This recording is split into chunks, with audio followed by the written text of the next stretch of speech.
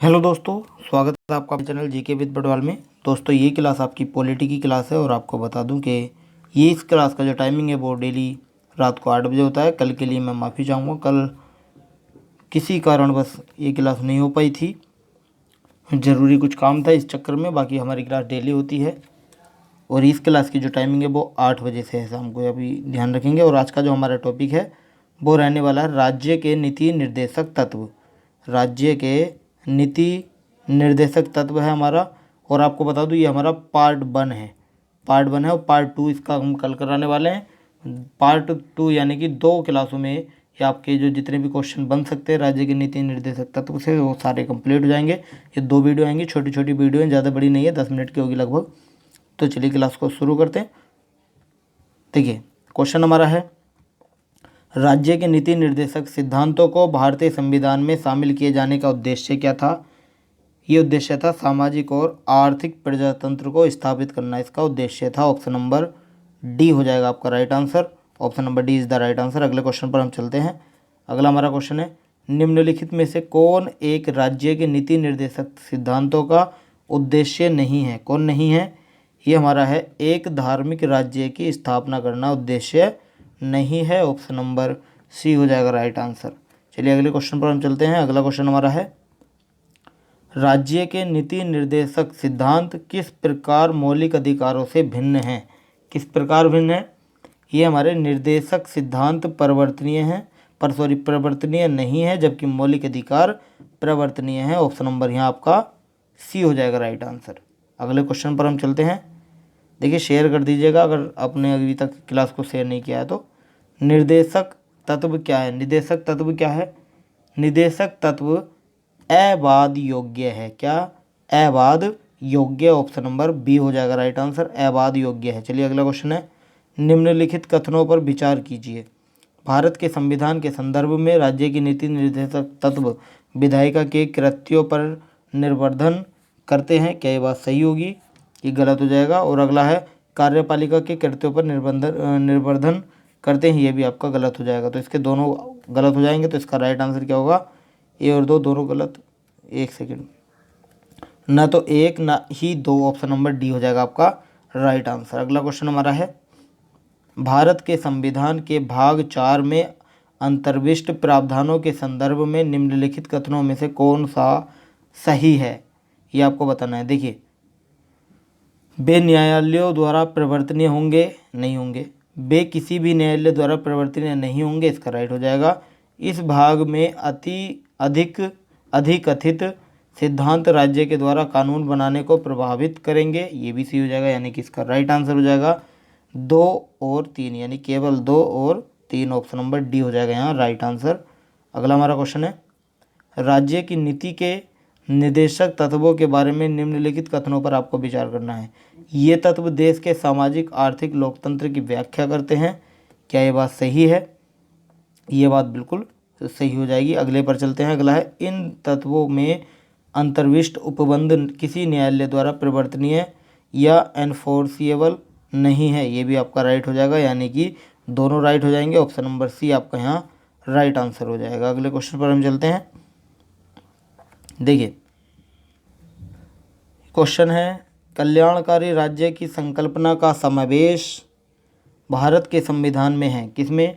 यह है हमारा राज्य के नीति निर्देशक तत्व में है। ऑप्शन नंबर ए आंसर हो जाएगा आपका। ऑप्शन नंबर ए आपका राइट आंसर हो जाएगा। अगला क्वेश्चन हमारा है,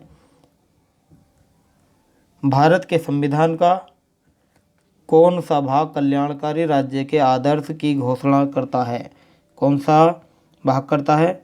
यह है हमारा भारत के नीति निर्देशक तत्व जो है वो आदर्श की कल्याणकारी राज्य के आदर्श की घोषणा करता है। ऑप्शन नंबर ए हो जाएगा आपका राइट आंसर।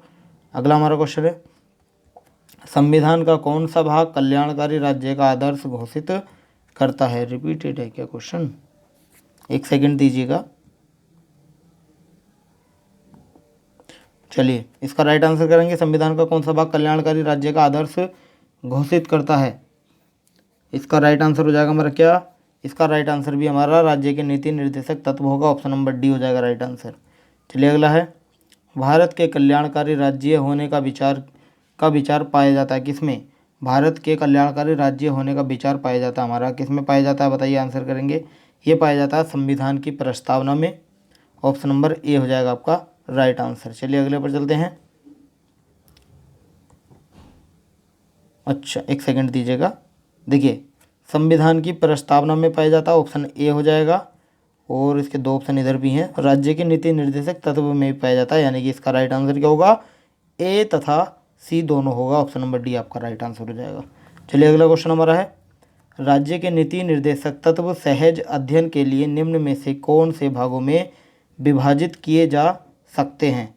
कौन से भागों में विभाजित किए जा सकते हैं, ये विभाजित किए जा सकते हैं समाजवादी में, उदार बौद्धिकतावादी में और गांधीवादी में, तीनों में कर सकते हैं। ऑप्शन नंबर डी आपका यहाँ राइट आंसर हो जाएगा। अगले क्वेश्चन पर चलते हैं। अगला क्वेश्चन है, भारतीय संविधान में सम्मिलित नीति निर्देशक तत्वों की प्रेरणा हमें किस संविधान से प्राप्त हुई।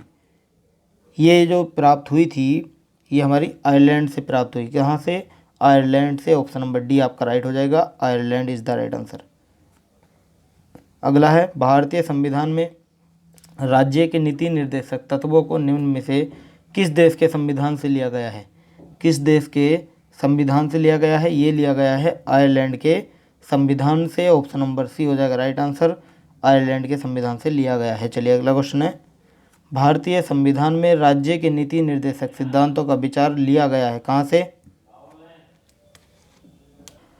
तो देखिए ये लिया गया है आयरलैंड के संविधान से। किससे, आयरलैंड के संविधान से लिया गया है। ऑप्शन नंबर ए हो जाएगा राइट आंसर।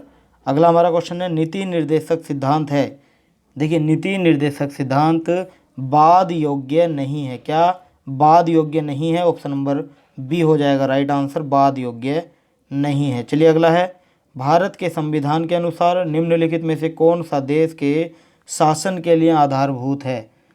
बताइए कौन सा होगा। इसका होगा राज्य के नीति निर्देशक तत्व के लिए। ऑप्शन नंबर सी हो जाएगा आपका राइट आंसर। अगले क्वेश्चन पर हम चलते हैं।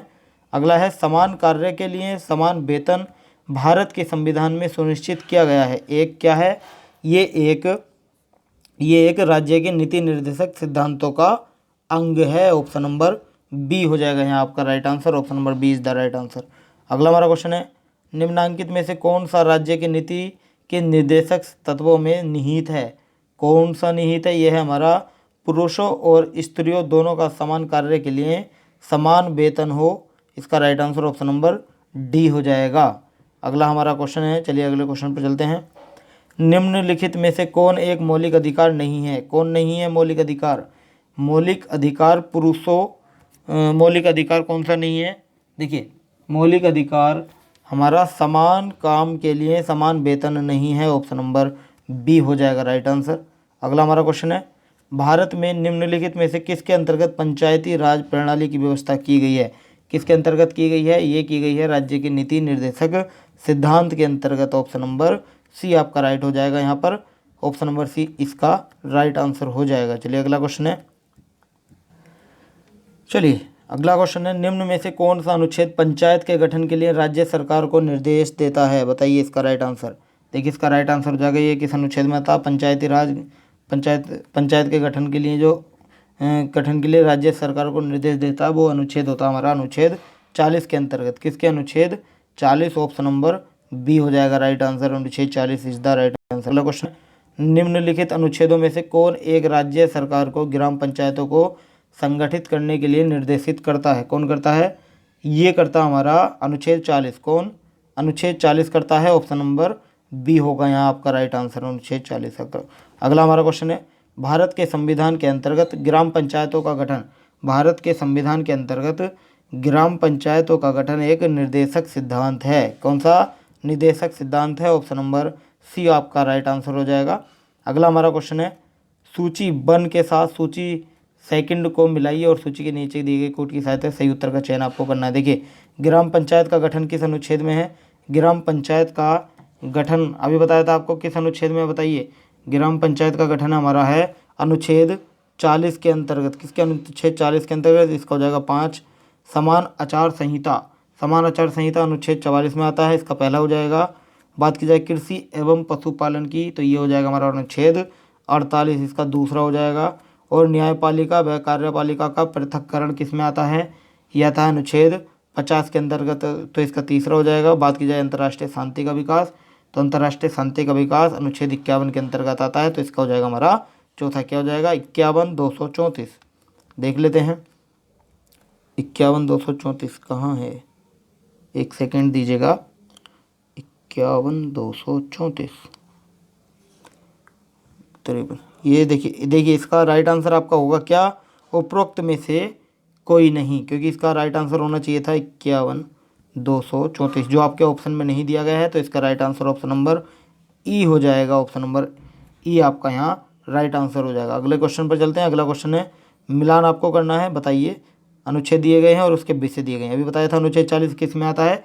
अनुच्छेद 40 आता है हमारा ग्राम पंचायतों के गठन में, तो इसका राइट हो जाएगा, इसका पहला हो जाएगा, ए का पहला हो जाएगा। अनुच्छेद 41 किस में आता है? अनुच्छेद 41 आता है किस में? देखिए अनुच्छेद 41 हमारा ये आता है काम करने के अधिकार में। किस में? काम करने के अधिकार में आता है, इसका दूसरा हो जाएगा। अनुच्छेद 44 किस में आता है? अभी बताया था मैंने, समान आचार संहिता में अनुच्छेद 40 आता है। किस में? 44 आता है, समान आचार संहिता या समान नागरिक संहिता, इसका तीसरा हो जाएगा। और बात की जाए अनुच्छेद 48 की, तो इसका चौथा हो जाएगा, कृषि एवं पशुपालन का गठन। तो क्या हो जाएगा? 1 2 3 4। क्या? 1 2 3 4, यानी 1 2 3 4 ऑप्शन नंबर ए आपका यहाँ राइट आंसर हो जाएगा। चलिए अगले क्वेश्चन पर हम चलते हैं। अगला क्वेश्चन है, अनुच्छेद दिए गए हैं हमें, इसमें बताना कौन सा सुमेलित नहीं है। देखिए राइट आंसर करेंगे सभी, कौन सा सुमेलित नहीं है ये आपको बताना है। अनुच्छेद 39 का ए, क्या ये सही होगा? ये बिल्कुल सही होगा। समान न्याय एवं निःशुल्क विधिक सहायता से। अनुच्छेद 40 ग्राम पंचायतों के संगठन से। अनुच्छेद 44 से समान नागरिक संहिता से है। अनुच्छेद 48 का इसने गलत दिया हुआ है। अनुच्छेद 48 पशुपालन से है और कृषि से है, तो इसमें क्या दिया है? न्यायपालिका का कार्यपालिका से पृथक्करण में दिया गया है, तो ये अनुच्छेद 50 के अंतर्गत आता है। और अनुच्छेद 48 में आता हमारा कृषि और पशुपालन, ये आपको ध्यान रखना, नोट कर लीजिएगा। इसका राइट आंसर हमारा ऑप्शन नंबर डी हो जाएगा। चलिए अगले क्वेश्चन पर चलते हैं। अगला क्वेश्चन आपको दिया है कथन और कारण का।